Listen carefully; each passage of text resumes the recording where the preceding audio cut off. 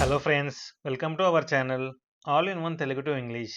నేను ప్రీవియస్ వీడియోలో ఈ థంబ్నెయిల్తో ఈజ్ని ఎప్పుడు వాడాలి, ఈజ్తో వాడే సబ్జెక్ట్స్ ఏంటి, ఈజ్ వాడే సందర్భాలేంటి, ఈజ్తో ప్రశ్నలు ఏ విధంగా ఉంటాయి అండ్ సింపుల్ ప్రెజెంట్ టెన్స్లో, ప్రెజెంట్ కంటిన్యూస్ టెన్స్లో డబ్ల్యూహెచ్ వర్డ్స్తో ఏ విధంగా రాయొచ్చు పూర్తిగా చెప్పాను. కాబట్టి ఆ వీడియో చూడండి. మరియు యామ్కి సంబంధించి కూడా మనం ప్రెజెంట్ టెన్స్లో ఈజ్, యామ్, ఆర్ అనేది వాడుతూ ఉంటాము.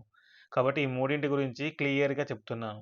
ఈ 3 వీడియోలు మీరు పూర్తిగా చూసారంటే ఇంగ్లీష్ నేర్చుకోవడానికి చాలా బాగా ఉపయోగపడతాయి అండ్ ఇవి ఎప్పటికీ మర్చిపోలేరు.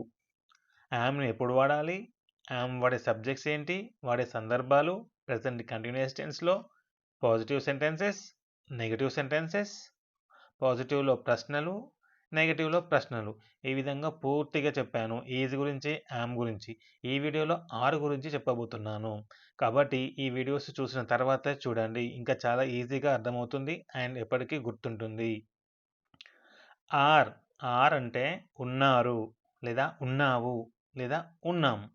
ఉన్నారు, ఉన్నావు, ఉన్నాం ఇలాంటి సందర్భాలలో ఉపయోగిస్తాము.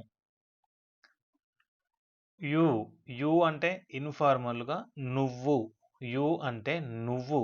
మరియు యు అంటే ఫార్మల్ లేదా ప్లూరల్ వచ్చినప్పుడు మీరు, నువ్వు లేదా మీరు ఉపయోగిస్తాము. సందర్భాన్ని బట్టి నువ్వు లేదా మీరు ఉపయోగిస్తాము. దీనికి సంబంధించి పూర్తిగా తెలుసుకుందాం. యు ఆర్ నువ్వు ఉన్నావు లేదా నువ్వు చేస్తున్నావు అనే అర్థం వస్తుంది మనం నువ్వు ఉపయోగించినప్పుడు.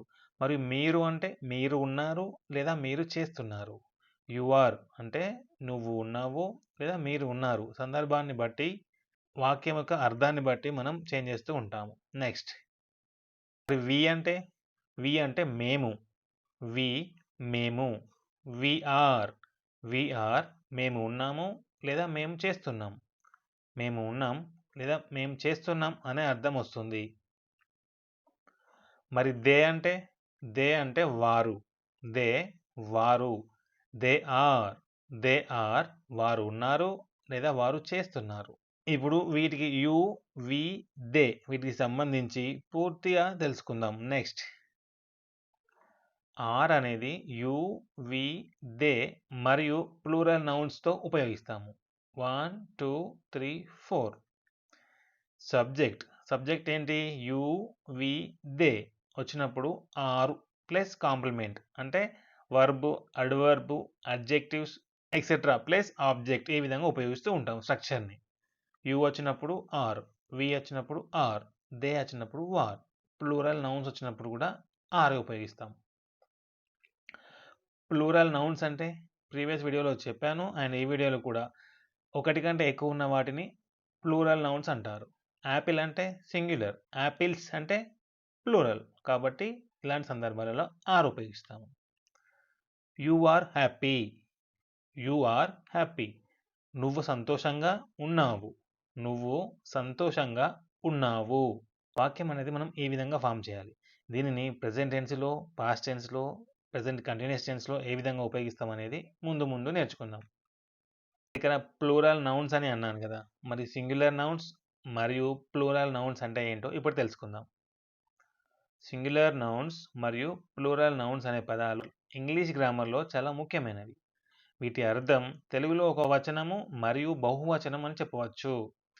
సింగిల్ అంటే ఒక వచనం, ప్లూరల్ అంటే బహువచనం. Singular noun only one person లేదా థింగ్.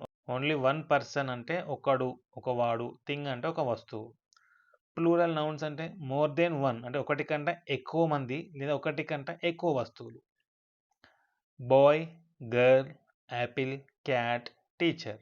బాయ్ అంటే అబ్బాయి, గర్ల్ అంటే అమ్మాయి, యాపిల్ అంటే సేపు, క్యాట్ అంటే పిల్లి, టీచర్ అంటే ఉపాధ్యాయుడు. ఇది సింగులర్. మరి ప్లూరల్ అంటే boys, girls, apples, cats, teachers. అబ్బాయిలు, అమ్మాయిలు.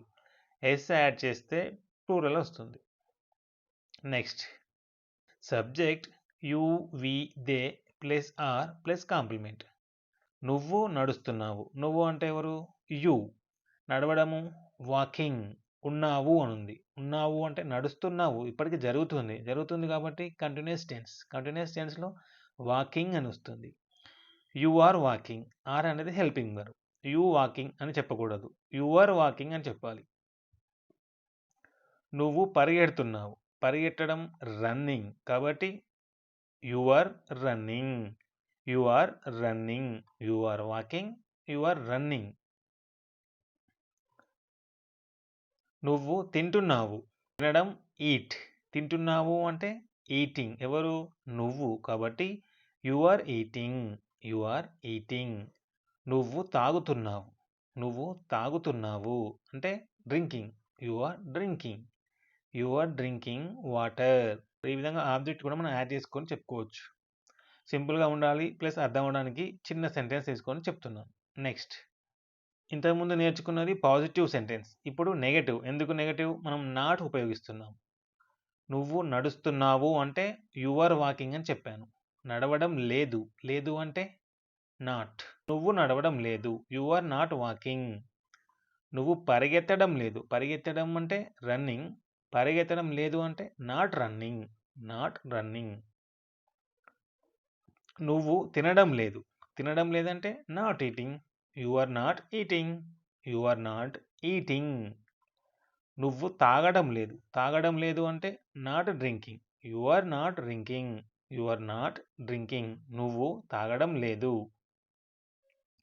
పాజిటివ్ అయిపోయింది, నెగటివ్ అయిపోయింది. ఇప్పుడు ప్రశ్న ఏ విధంగా అడగాలి? యువిదే ముందు ఉండేది, ఆర్ అనేది సెకండ్ ఉండేది. నువ్వు నడుస్తున్నావా అంటే ఆర్ యు వాకింగ్? నువ్వు పరిగెడుతున్నావా, పరిగెట్టడం రన్నింగ్, పరిగెడుతున్నావా అని అడిగాము కాబట్టి are you running, are you running. నువ్వు తింటున్నావా, తినడం ఈటింగ్, తింటున్నావా అంటే are you eating, are you eating. నువ్వు తింటున్నావా. నువ్వు తాగుతున్నావా, are you drinking, are you drinking. నువ్వు తాగుతున్నావా.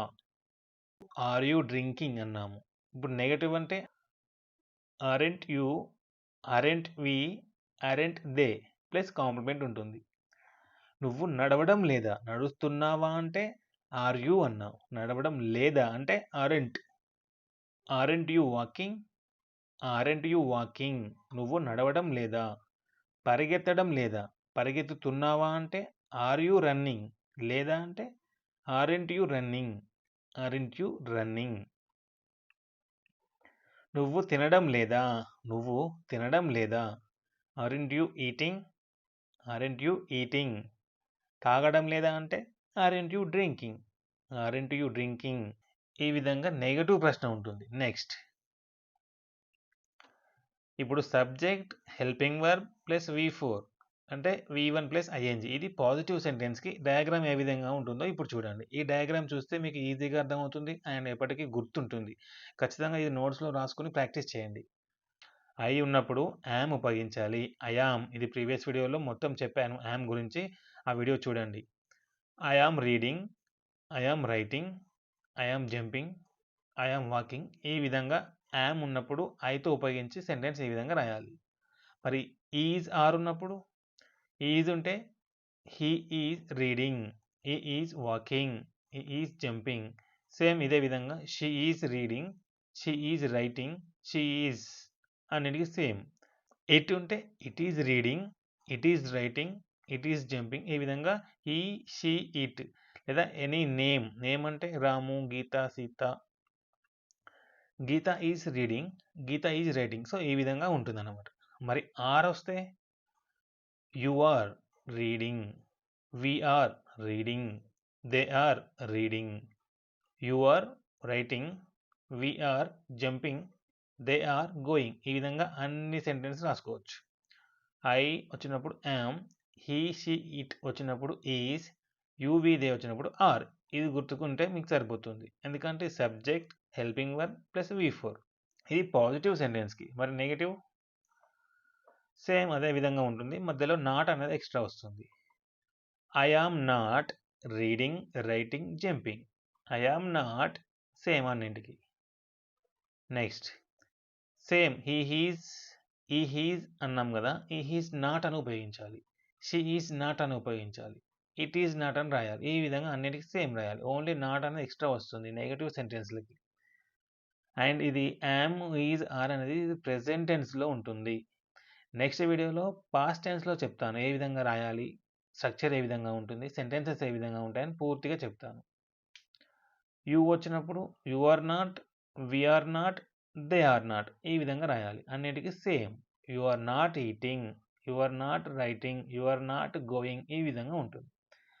పాజిటివ్ అయిపోయింది, నెగటివ్ అయిపోయింది. నెక్స్ట్ ప్రశ్న ఏ విధంగా ఉంటుంది?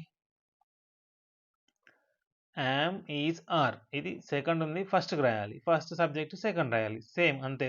మిగతా అన్నిటికీ సేమ్ ఉంటుంది పాజిటివ్ ప్రశ్నలకి.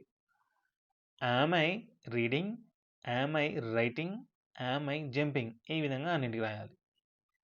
ఈజ్ హీ, హీజ్ అన్నాం కదా, ఇప్పుడు ఈజ్ హీ అనాలి. Is he reading, is he writing, jumping, walking, running, eating అన్నిటికీ సేమ్.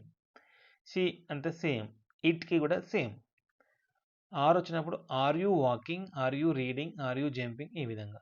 లేదా వి ఉంటే ఆర్ వి, దే ఉంటే ఆర్ దే ఈ విధంగా అన్నిటికి రాయాలి. ఇది పాజిటివ్ ప్రశ్నలకి.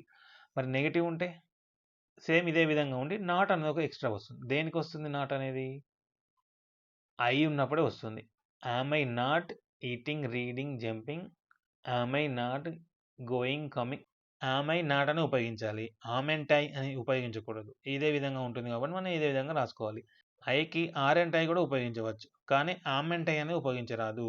ఎందుకంటే ఈజెంట్ హీ రీడింగ్ అతను చదవడం లేదా అని. Isn't she writing, isn't she walking, isn't it eating, isn't it speaking ఈ విధంగా ఉపయోగించాలి. ఈజెంట్ ఇట్ అన్నాము, ఈజెంట్ షీ అన్నాము, ఈజెంట్ హీ అన్నాము. బట్ యామ్ అండ్ ఐ అని లేదు. ఇది ఒకటి డిఫరెన్స్ ఉంటుంది.